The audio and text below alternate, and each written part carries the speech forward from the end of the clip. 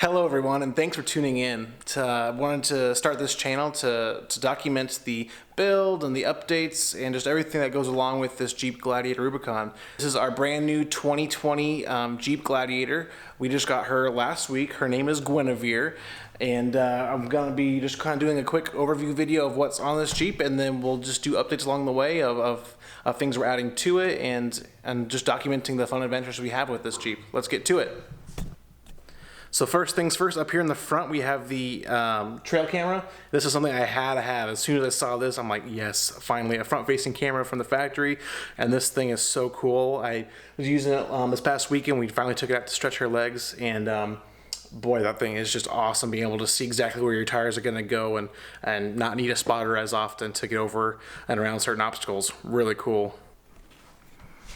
Our bed does not have the factory bed liner, but that is something the dealership will be adding for me this week. They're going to be giving me a call to drop it off, and they're going to have their vendor add the bed liner for us. That way we have that protection. All right, some of the things we have on the interior that we'll talk about. We have auxiliary switches. We have the 8.4-inch larger touchscreen system with the Alpine audio, front and rear locker like all Rubicons have, the Off-Road Plus button, the sway bar, disconnect. The Off-Road Plus button is very interesting. I'm not sure exactly what it's doing yet, but that Off-Road Plus is definitely did some things. I'm not quite sure. I need to read up more about it and see what it's actually doing. But in 4-wheel high, it made it very responsive, made it very sport car feelish, and then in 4-low, it reduced that responsiveness almost to nothing, and it just wanted to crawl and just grip those tires. And no matter I wasn't very easy with the throttle. It wasn't bumping around at all in 4-low, which is pretty cool. All right, I'll give you a sneak peek to one thing we already modified in the vehicle. Before we went trail riding Saturday, we went ahead and put a ARB single air compressor underneath the front driver's seat, and boy, this was an easy install. I just custom made a little bracket that goes underneath the rear seat mounts, and all we did was put our relay right there, and we ran one wire up to the auxiliary switch port, and boom, we were done. Super easy, because that switch port has a 40 amp output on it, so boy, that was easy doing. Now, something that is very cool that I actually haven't gotten to mess with yet is this wireless Bluetooth speaker that is hidden behind this rear seat here.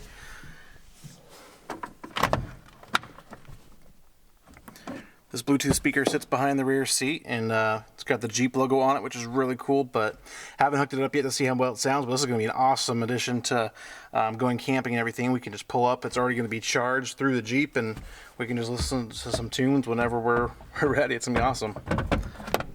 And then there's our daughter's car seat, which you can see fits pretty great. She still has to be rear facing at the moment until next year when she turns 2, but it's fitting the car seat just fine.